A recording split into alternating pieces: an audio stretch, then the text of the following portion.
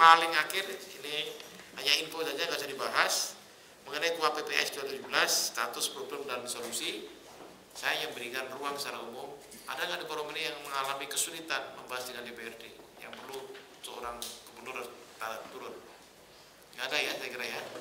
Oke, jadi ke arah kebijakan saya adalah membangun komunikasi yang baik dengan Dewan sebagai mitra utama pemerintahan. Ada an berarti adalah unsur kiri, unsur kanan, unsur pemerintah sama DPRD harus dibangun bersama.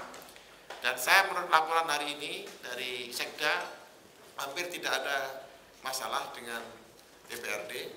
Insya Allah kalau semua lancar tanggal 16 ya, 16 pagi MOU ditandatangani untuk APBD 2017 KUA PPAS, dan sekaligus pada jam 2 siang karena 17 DPRD reses ke Pulau Seribu entah ke Medan atau di mana, kita akan paparan pidato dalam paripurna mengenai OPD, organisasi perangkat daerah.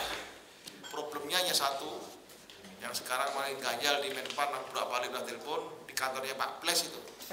Sementara kita dari Mendagri, kami sudah saya tegaskan dalam surat, tetap badan tersendiri sebagaimana usulan Pak Ahok. Tapi Menpan mintanya biro di bawah Sekda dengan segala plus dan minusnya. Kita nggak tahu, nunggu laporan dari Karo organisasi. Tapi kalau itu masalahnya, ya sementara kita tahan dulu. Dalam KUA PPAS nanti ada catatan pasal-pasal untuk penyesuaian, andai kata ada perubahan-perubahan terhadap. Kemudian informasi kedua, implikasi struktur baru itu pada e-budgetingnya Bu Bapeda, yang akan ada reorganisasi kembali karena ada yang pemisahan seperti Pak Heru pisah dua, keuangan sendiri, aset sendiri. Jadi saya kira itu, nanti yang lain-lain saya kira tidak banyak perubahan. Saudara sekalian, itu untuk KUA PPAS yang ya.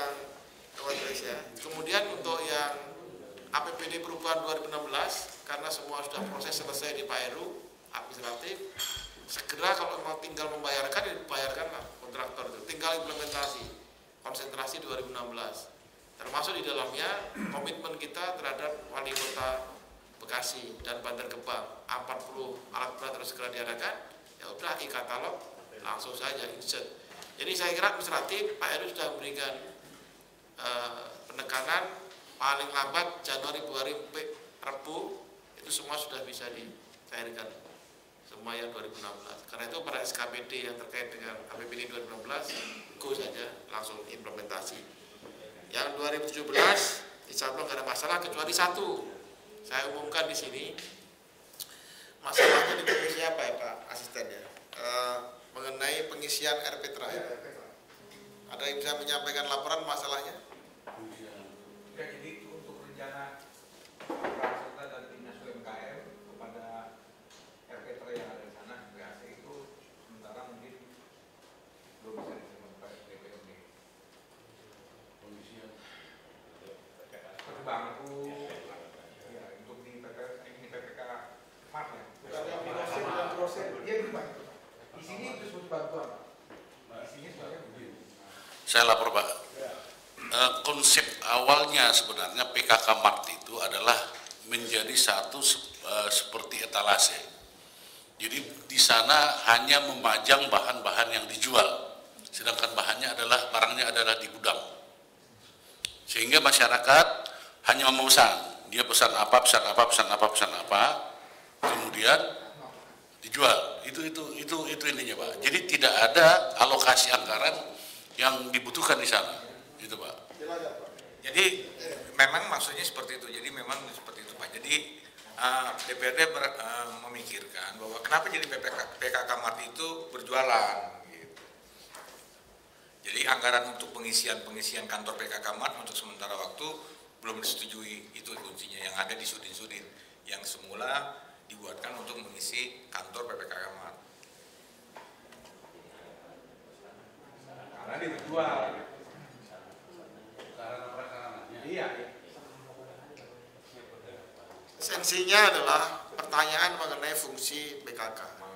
PKK itu tugasnya pembinaan keluarga ke bawah, membangun kerukunan rumah tangga, membina rumah tangga yang benar, mensosialisasikan nilai kepribadian sebagai sebuah masyarakat yang guyup rukun di bawah. Ini kok dagang, kira-kira gitu ini ya arahnya. Kok berubah menjadi grosir. Nah, ini kan pergeseran. Nah, itu aja sih di persoalan DPRD. Saya nggak ikut bahas, tapi laporan mengatakan begitu. Kedesak kita, kok jadi masuk ke grosir. Nah, kira-kira gitu loh. Kok menjadi PKK Mart, kok kayak Indomaret.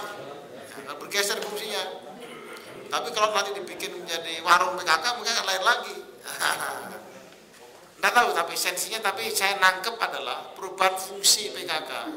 Bergeser menjadi Mart itu menjadi dianggap kayak kok jadi pedagang. Pada arah kebijakan PKK tidak menciptakan PKK menjadi pedagang, tapi membina keluarga yang rukun, aman, nyaman, damai. Itu aja intinya Pak Fani. Tapi ini tanggung jawab Komisi Esten apa? Komisi B Pak. Pak Frank ya, Pak Makasar. Ya, tolong deh dikawal, saya nggak tahu. Ya jangan sampai nanti ini ditolak DPRD ketika Pak Ahok masuk loh kok nggak ada. Nggak enak saya. Tanggung jawab. Justru itu Pak yang kita harus sampaikan. Sudah diketok Pak. Di rapat bangga dengan Pak Sekda waktu sampai Komisi B kita masih pertahankan. Tapi waktu rapat gabungan kemarin dengan tim itu diketok untuk tidak ada gitu. Itu yang pengadaan namanya. Iya, yang teranggarkan di bangku meja apa? Iya, bangku meja AC. Yang untuk mengisi. Izin Pak. Semua sekarang PKK Mart itu AC sudah ada. Dan itu kewajiban dari yang membangun. Yang kecuali mungkin kalau perlu ada etalase, tapi itu tidak perlu karena di situ yang kita display di situ hanya contoh. Iya. Iya enggak. Menambahkan saja Pak, kalau Bapak nanti pengen jelas, Budin itu Pak Budin, Bu Kepala BPMPKB itu Bapak undang, Bapak panggil terus supaya menjelaskan PKK Mart itu apa sih sasarannya sebenarnya. Itu beliaunya sangat paham sekali dan jelas Pak itu Pak hanya tambah. Terus kalau yang memang kalau yang dibangun CSR semua sudah dilengkapi Pak. Tapi sekarang ini kan tahun ini mulai dibangun dengan APBD. Nah inilah mungkin ini tahun depan juga akan menjadi permasalahan Pak itu saja. Yang APBD ya. Problem yang APBD. Dan itu yang menjadi masalah. Dianggarkan di dinas koperasi gitu. Itu semua di UKM atau BP?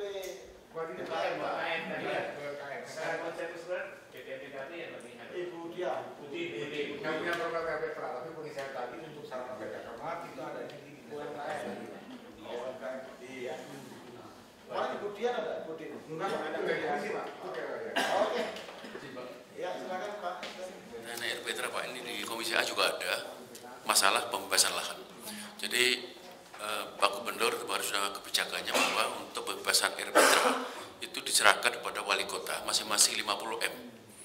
Jadi 5 kali 50 M. Ini di Komisi A waktu itu di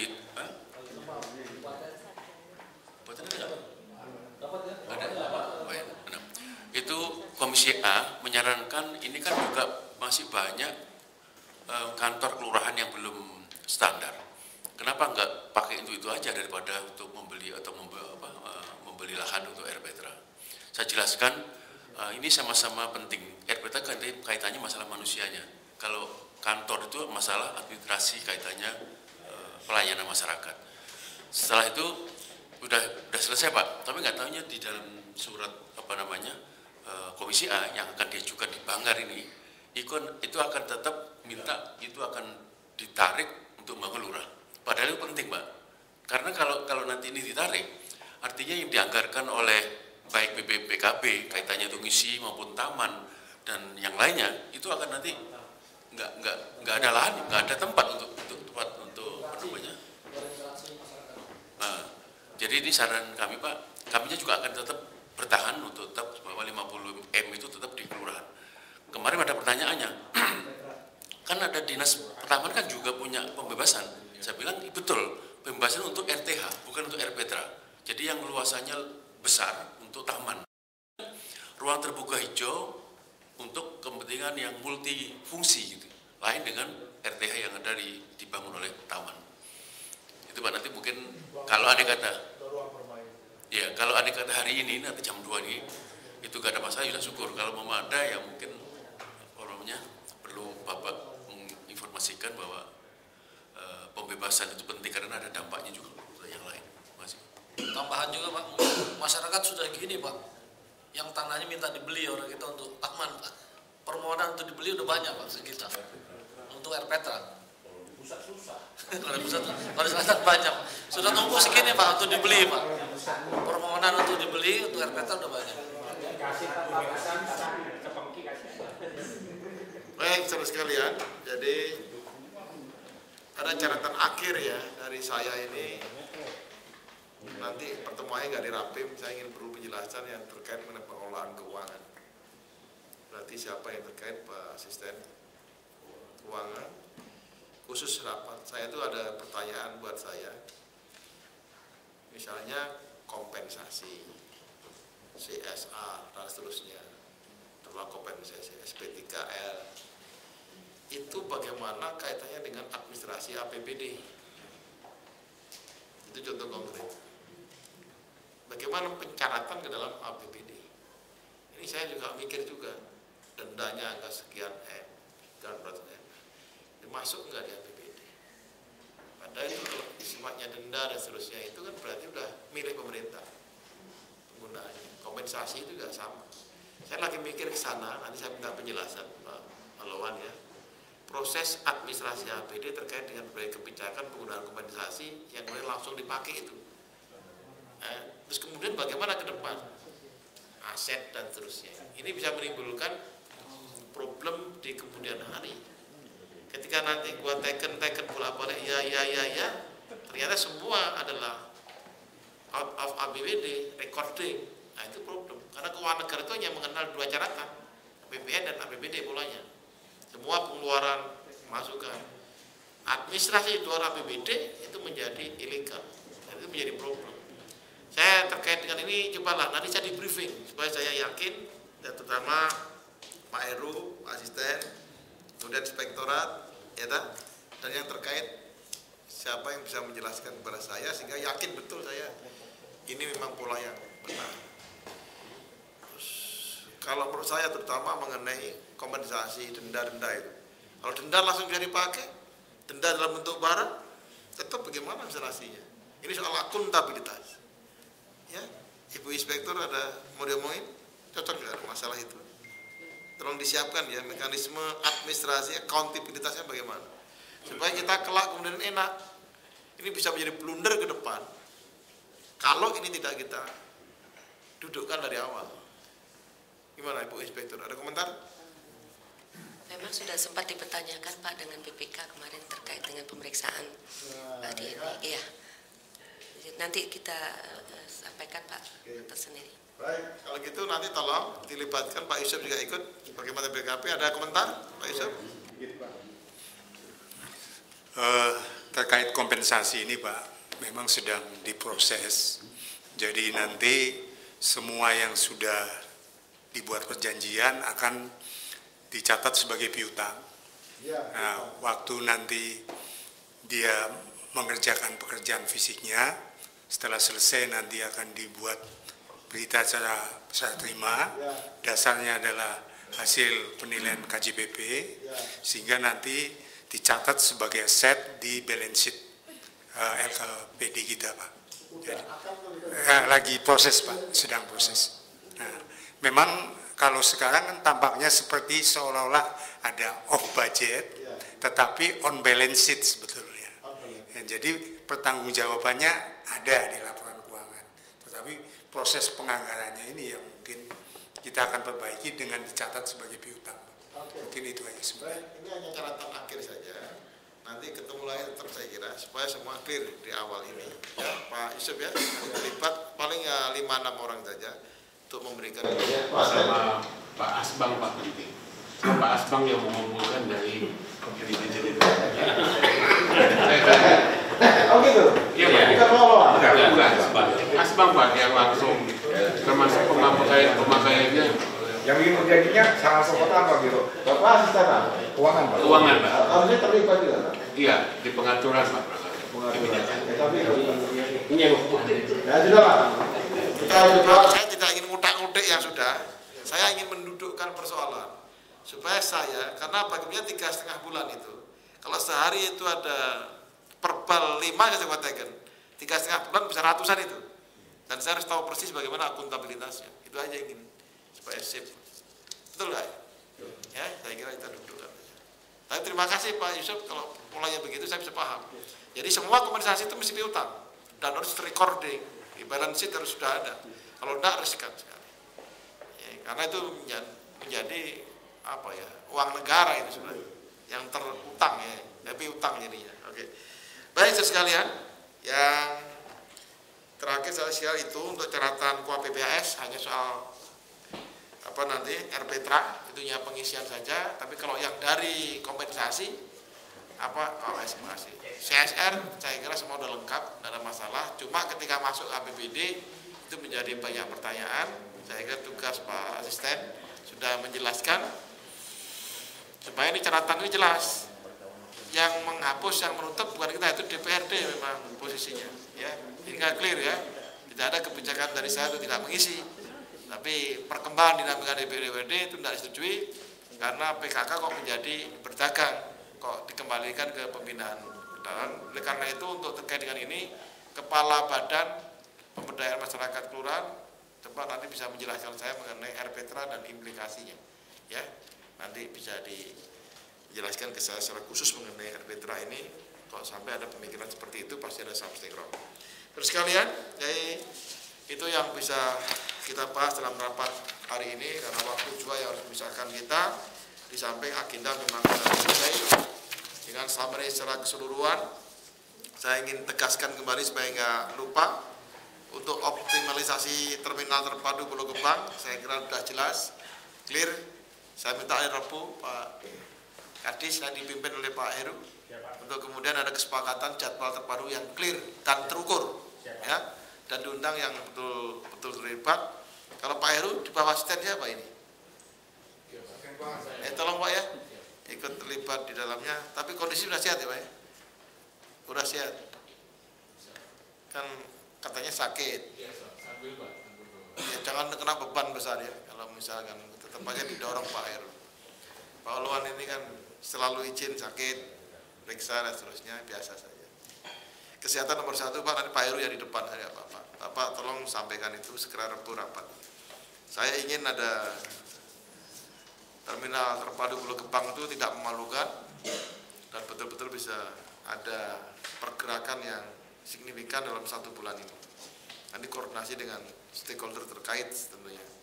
Kemudian untuk Saber Pungli segera SK Pergub mengenai monitoring jalan terus, sementara di bawah koordinasi Pak Asisten Pemerintahan untuk sabernya segera dibuat. Pertama kali yang merapat dengan Polda dulu, mau rapat atau mau ke sana monggo silahkan saja. Saya kira itu yang paling kuncinya adalah pembentukan saber, dan berikutnya setelah selesai kita bikinkan forumnya untuk deklarasi. Kemudian untuk revitalisasi keamanan Siskamling, saya kira jalan terus Siskamling dengan menghidupkan pos terpadu dan juga mengaktifkan forum deteksi dini ya secara berjenjang hidup kembali. Saya minta wali kota, kemudian camat lurah, terutama Pak Wali Kota sering turun ke bawah selama masa kampanye itu untuk melakukan deteksi dini dan cross check di masyarakat. Yang paling penting bahwa negara hadir, kehadiran para wali kota ke bawah itu terasa sekali bahwa negara memang hadir representasinya. Kemudian untuk KUA PPAS saya kira sudah sangat jelas. Ini penegasan saya soal RPTRA saja yang nanti Pak Asisten dikawal lagi, siapa tahu ada perubahan di sekarang. Kalau udah digedok ya sudah, tapi minimal dalam forum ini kita mendengarkan alasannya mengapa ya Pak Wali Kota Jakarta Pusat. Saya kira katanya nggak perlu uang banyak sebenarnya kalau RPTRA, karena toh AC sudah ada ya, hanya untuk apa namanya pameran etalase saja. Pembangunan SBRO ini, Seawater Reverse Osmosis, saya kira keputusannya termasuk rekomendasinya Pak Flash ini ya dan lain-lain teman-teman, saya kira ini PT Permit langsung saja di blacklist saja dengan catatan selesaikan semua tanggung jawab utang piutang terkait dengan presentasi yang sebesar 5% ya, 5,8%. Terus selanjutnya ini harus di cover 2017 dengan perubahan metode lelang tangki project yang kemudian lebih menjamin ya fungsi daripada hasil proyek daripada lelang biasa. Saya kira itu. Kemudian untuk pembangunan MRT saya kira jelas saya akan berkunjung ke Menteri Tata Ruang dan BPN atau Kepala BPN diatur, kemudian pergub terkait dengan penanganan pembebasan lahan perlu penyesuaian sedikit mengenai perubahan jadwal ini Pak Heru. Kemudian percepatan operasi dengan semangat dari Mei kita lakukan bulan Februari, tapi hanya jangan statement, ini harus bisa betul-betul dijustifikasi dengan jadwal dan persyaratan teknis konkret yang memungkinkan kita bilang percepatan bulan Februari untuk mengantisipasi konsekuensi pengelolaan keuangan tadi ya. Jadi saya kira target kita adalah Februari 2019. Saya kira itu yang bisa saya sampaikan, dan terima kasih untuk segala perhatian, pemikiran, sumbangsih untuk kepentingan Provinsi DKI Jakarta maupun kepentingan Indonesia. Sekian, terima kasih. Saya tutup dengan wassalamualaikum warahmatullahi wabarakatuh.